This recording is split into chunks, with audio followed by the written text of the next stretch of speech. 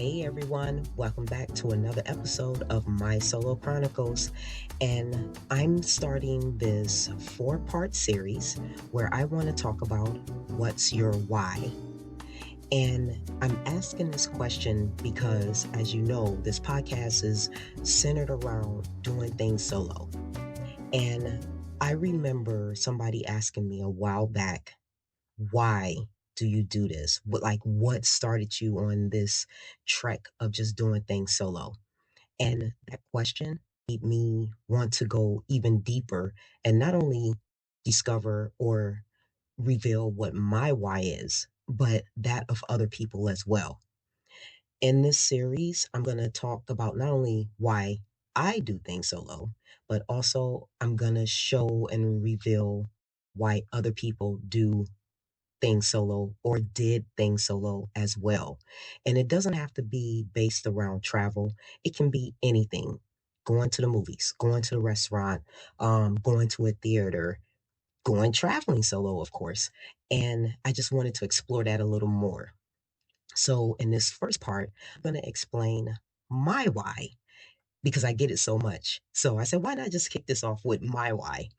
So I asked 3 questions, and not only am I, not only did I ponder these 3 questions, but as my listeners, I want you to ponder your why of why you do things solo. And if you care to share with me, by all means, reach out to me through email at sunnystrickland21@gmail.com, or you can follow me on Instagram at aprilblue3 or Facebook under April Strickland. And just share with me what your why is or was. So the 3 questions that I came up with was, why did you choose to do a solo outing, regardless to what it is? Number 2, what changed after your first solo experience? And usually when you take your first solo, outing, regardless to what it is, it kind of changes you a little bit. And then last, what scares you or what scared you? And why do you or did you continue to do it? I think for me, my first solo travel outing, oh my gosh, it was right after my mom's passing. My mom passed in 2016 in March. And I had always, before her, did things with other people. There were some times where I had to not do anything or go anywhere because plans fell through on, other people's end. And you just say, you know what, I'm not doing this by myself. And I can remember one of the last conversations that I had with my mom before she passed, not knowing that this would kind of be our last kind of serious conversation, was she says, I wish I had of did, blah, blah, blah, or gone, blah, blah, blah. And I said, well, Ma, you still can do those things. It may take you a while to save and eventually go, but you can still do those things if you kind of just put yourself out there. And I remember her saying, no, you know what? I've gotten older. I just don't move like I used to. I don't have the energy to do things like I used to have. And she says, that's one of my biggest regrets is that I didn't get a chance to do the things that I wanted to actually go out and do. And even to this day, that sticks with me. And I think that's one of the reasons why I do things now, if I can, because I don't want to get to my mom's age, and she was in early to mid 60s, and say, you know, I wish I could have, or I regret that I could have. So I tell people my mom was technically my catalyst for doing a lot of things that I do now and a lot of things I have done, because it's like I want to honor her memory and just live life. You know what I'm saying? Live life to the fullest. I say that a lot to everybody. And I've actually said it also in the episodes previous. So the first thing that I actually did after my mom passed. Now, like I said, my mom passed in 2016, and I was kind of getting over her loss. So I really wasn't trying to do too much of anything, because it's just like, who wants to go out and, have a meal or just have fun after they done lost, a family member or a close friend or whatever. And I can remember the first time I decided to go out by myself. was to go see the Black Panther, the Marvel movie. And now, like I said, my mom passed in 2016. That movie came out in 2018. So it took between that time, those 2 years, to really just say, I'm going to just tackle life by the horns and just do it. And that was my first solo time out by myself. And I was nervous. Let me tell you, I bought the ticket online and I had told all of my coworkers, I'm going to go to I'm going to go to the movies because I really want to see this. Because at that time, nobody wanted to go and see the Black Panther that I knew. Or, people's times were different from mine when they were free. So I was like, should I wait or should I just go ahead and go and see the movie? I decided to just go and see the movie because I didn't want to wait around because no telling how long that movie was going to be in theaters. Little did we know it was in theaters for a while, but it was like I didn't know how long it was going to be in the theaters for, and I didn't want to miss it. I can remember walking through the doors of the theater, and I was like, I cannot believe I'm literally about to do this. I was shook. It was just mind blowing, and I said, "Okay, God, you with me?" And I'm like, "Mommy, I'm doing this for us, you know, and I know you're here with me." And I felt a little uneasy. It was almost like I felt like people were staring at me, like, "Oh my gosh, I can't believe she came to this movie by herself." Even though the movie was the movie theater was completely packed, and I walked in and I was just like, "Wow, people are going to be looking at me like I'm a weirdo because I'm out here by myself." Nobody came with me. You seen people coming in groups of twos and threes and fours, and here I am, this lonesome little person by herself, about to see this major, massive Marvel movie. But I say, I'm doing this because, again, I thought back to what my mom said. I wish I could have. And I didn't want to have that, dang, I wish I could have moment. So I sat, enjoyed the movie, had an amazing time. And afterwards, what really surprised me and what shocked me was how it was. Because one, the movie was fantastic, my favorite word. But I met people that I could talk to as we're walking out of the theater that enjoyed it just as much as I did. And nobody cared about I was there by myself. Nobody asked me, why were you here by yourself? It was just the fact of I got to go and see this movie. And I ventured out of my comfort zone because before that I was kind of in my comfort zone. Like I can't go anywhere without somebody. I mean, that's like weird. But once I did this solo outing to the movies, everything opened up and I was like, wow, for me, that was a step towards, I wonder what I can do by myself again. What's going to come next? And long story short, here I am with so many stories of things that I've done by myself.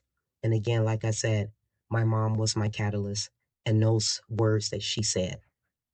And I think what changed after that first solo outing to the movies was that it really opened my eyes to the potential of what I could do as someone who really enjoys just going out and just having fun when she wants to.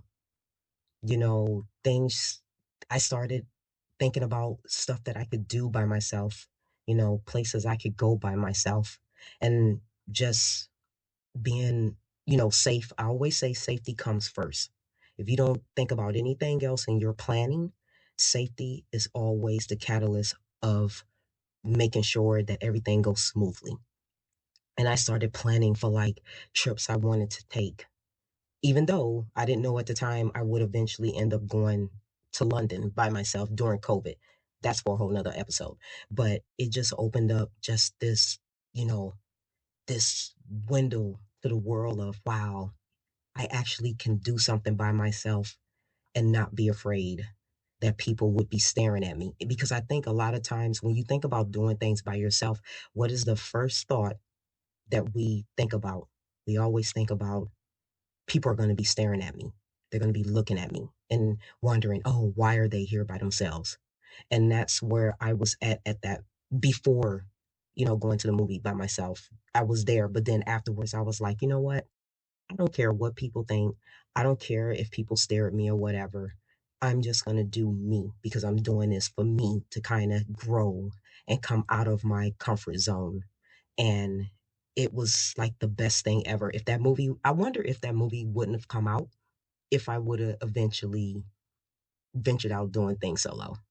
I always think about that too. But yeah, so that's what changed for me. And I think again, I think what scared me at that first time was again, what would people think about me and why I'm doing this? Because, you do have some people that just got to be nosy. They don't know you and they have to just be all in your business. But, that never happened. At least I've never gotten that. Not that I can remember. And I think that's what scared me the most is what would people think when they seen me out.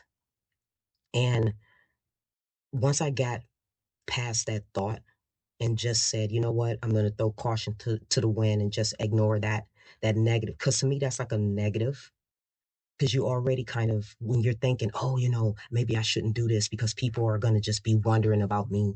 Once you put that out there and you constantly think about that, you're going to kill any momentum you had going forward. And I'm the type where I tend to kind of just block all the negativity out and just go for it, and just say, if I don't do it, I'm going to regret not doing it. But if I do it, I'm going to be glad I did it and say, oh, you know what? It wasn't even that bad. And, I still do things solo by myself. Well, there's a number of reasons why, but I remember saying this the other day to a coworker.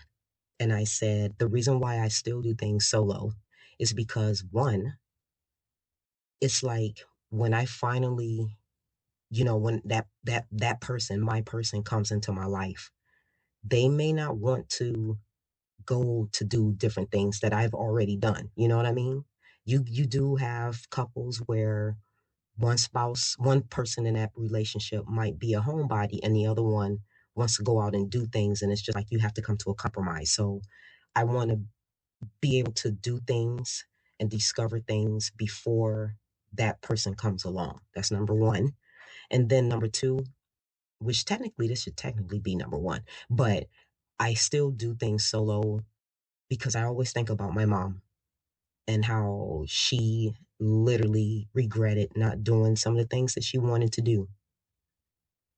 I still do it because, like I said earlier, when I get much, much older and have to, kind of slow it down a bit, we'll see. I doubt that'll happen, but just in case, I want to be able to see, well, I want to be able to say, rather, wow, I got to do this, this, and this, as opposed to saying, damn, I wish I could have.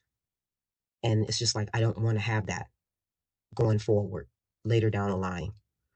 And then I say three is just like I think I still do things solo because let's just be honest.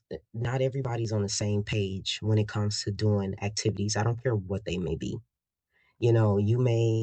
I may call a friend and say, "Hey, do you want to do this?" Well, I can't because I'm doing this. Our times may not match up. Our days of being off may not match up. And it's just why wait? Because if I wait, 9 times out of 10, especially waiting on somebody to, do it with me, it may not happen. And then I'll be pissed.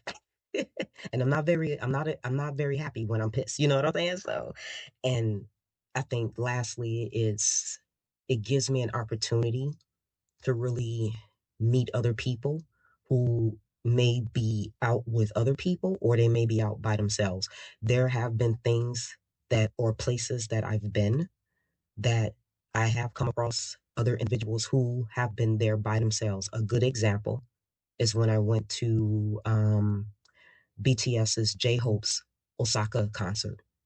I literally sat next to two people who were there by themselves, all three of us from different parts of Japan, and we all came there by ourselves.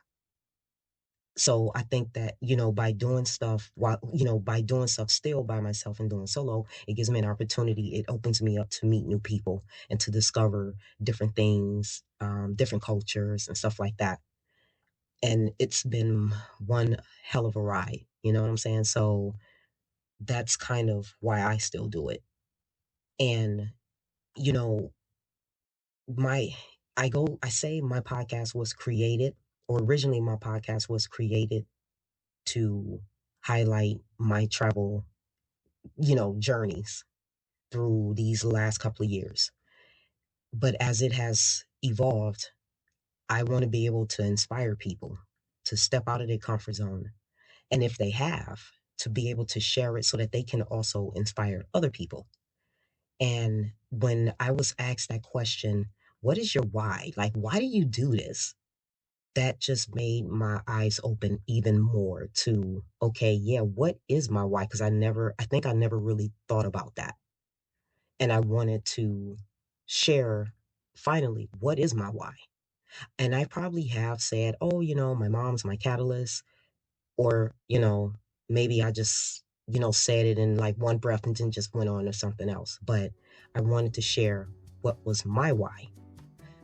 So with this series, I want people to hear from not only me, but other people on why they have done things solo.